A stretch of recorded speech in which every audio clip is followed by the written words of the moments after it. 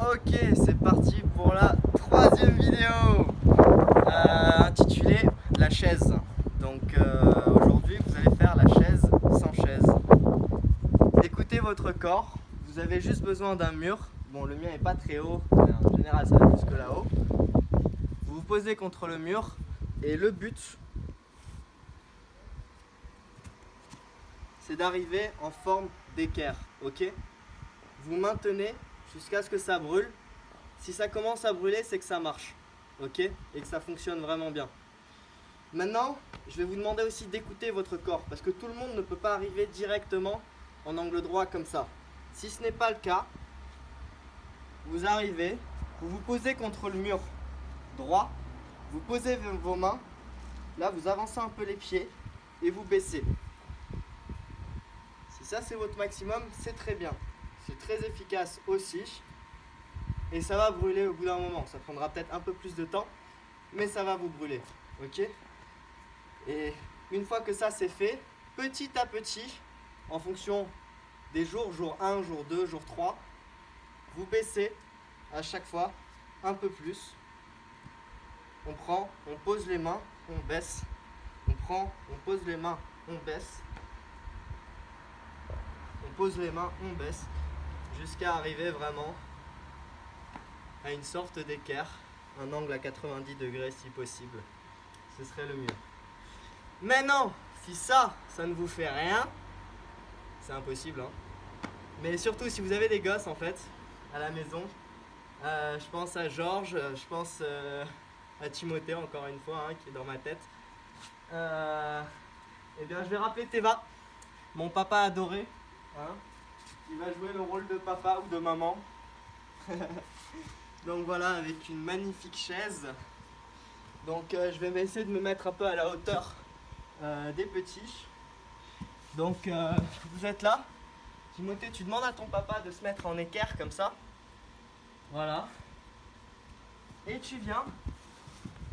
Tu passes tes deux jambes en dessous de ses jambes. Ok. Et je veux que tu sortes une jambe entre ses cuisses. Ok. Donc là tu vas venir et sortir une jambe. Tout simplement, tu restes juste assis comme ça.